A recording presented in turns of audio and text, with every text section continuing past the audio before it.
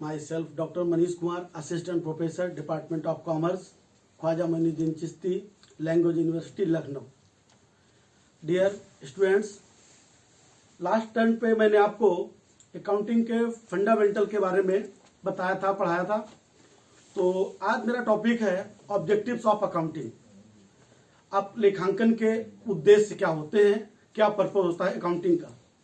तो पिछले टर्न पर जैसे कि मैंने बताया था, अगर किसी चीज के बारे में आपको मीनिंग सही से पता है, अगर उसका मीनिंग सही से आप एक्सप्लेन कर देते हैं, तो उसी से आपके जो फंक्शंस हैं, एडवांटेज हैं एंड ऑब्जेक्टिव ऑफ अकाउंटिंग है, सारे उससे ही निकल के आपके आ जाते हैं।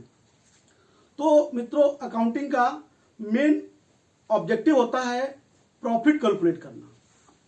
सारा काम बिजनेस में जो भी काम करते हैं हम प्रॉफिट ले करते हैं, तो मेन हमारा ऑब्जेक्टिव होता है प्रॉफिट। लेकिन बहुत ऑब्जेक्टिव तो बहुत सारे अकाउंटिंग के हैं, लेकिन मेन ऑब्जेक्टिव होता आपका है प्रॉफिट को कैलकुलेट करना। तो मेन हमारा पहला अकाउंट का हमारा है आपका पहला आपका ऑब्जेक्टिव है record of business transactions. Record of business transactions, the main objective of accounting is record all transactions of the books. Accounting is done to the keep a systematic of financial transactions. तो accounting record के बारे में बताया जाता है कि एक हम लोगों में एक सूक्ति चरितार्थ है, तो हम लोग उसको कहते हैं पहले लिख बाद दे, भूल पड़े कागज से ले। तो अकाउंटिंग का फंडामेंटल राइट काम होता है कि जो हम डाटा रिकॉर्ड कर रहे हैं, उस रिकॉर्ड किए डाटा को पहले लिखना होता है। तो इसका बाद सेकेंड हमारा ऑब्जेक्टिव आता है calculation of profit and loss.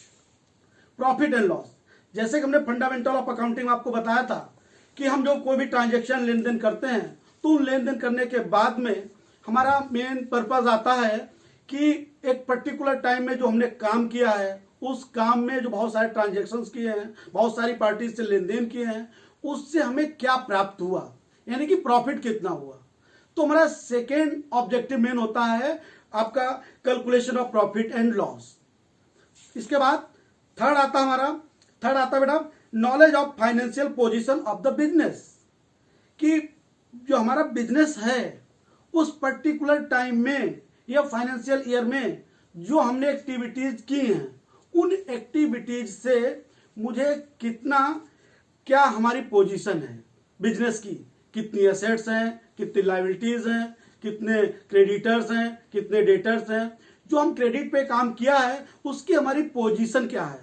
तो हमारी जो फाइनेंशियल पोजीशन बनाने के लिए हम बैलेंस शीट बनाते हैं, उस बैलेंस शीट के एक पर्टिकुलर टाइम में मुझे पता चलता है कि हमारे बिजनेस की फाइनेंशियल पोजीशन क्या है। तो इसके बाद में आपका आता है फोर्थ पॉइंट आता है बेटे आपका knowledge of selling and purchase. तो अकाउंटिंग का फोर्थ मेन ऑब्जेक्टिव है आपका knowledge of selling and purchasing, कि पर्टिकुलर टाइम में आपने जो आपका अकाउंटिंग पीरियड था या आपका अकाउंटिंग जो समय टाइम था, उसने आपने कितना परचेज किया, कितना सेल किया, कितना कैश परचेज किया, कितना क्रेडिट परचेज किया, कितना कैश सेल किया, कितना क्रेडिट सेल किया।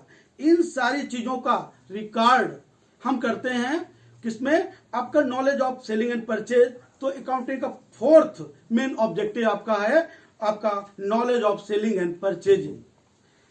क्या बेटा आता है नेक्स्ट पॉइंट आपका knowledge of capital and cash.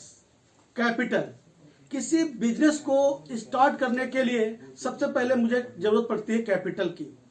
तो the fifth objective of accounting is to be find out the real position of capital and cash.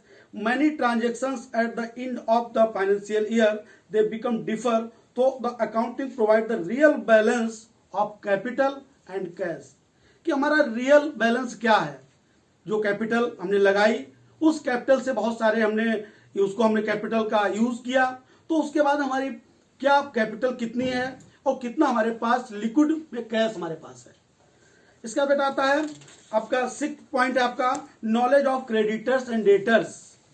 जो बिजनेस में हम काम कर रहे हैं, तो बिजनेस में जो क्रेडिट सेल कर रहे हैं या क्रेडिट परचेज कर रहे हैं, उस क्रेडिट परचेज या क्रेडिट सेल से जो हमारे डेटर्स और क्रेडिटर्स जो बनते हैं, उनका सही से डाटा प्रिंट कर पाते हैं। तो हम पता चलाते हैं डेटर्स क्रेडिटर्स में कि हमें किसने कितनी रिकवरी करनी है, कि हमने जिसको क्रेडिट पे सेल किया है उससे कितना रिसीव करना है, और किससे हमने किसी पार्टी से अगर हमने क्रेडिट पे परचेज किया है उसको कितना मुझे पेमेंट करना है।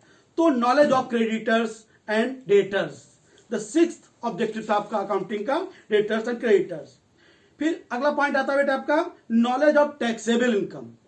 देखिए टैक्स, हमने आपको जब फंडामेंटल ऑफ अकाउंटिंग बताया था तो हमने बताया था आपको कि लीगल प्रोविजन के अंतर्गत ही आपका आता है नॉलेज ऑफ टैक्स, कि अगर आप काम कर रहे हैं और आप सिस्टमेटिक ढंग से सारा काम किया और आप लीगल वे में अपना अकाउंटिंग सही से मेंटेन कर रहे हैं तो आपको जो टैक्स बनेगा टैक्स पे करेंगे, टैक्स पे करने में आपको सुविधा रहेगी। क्योंकि अगर आप अकाउंट सही मेंटेन नहीं करेंगे तो कहीं न कहीं आप टैक्स में फ्रॉड में पकड़े जा सकते हैं।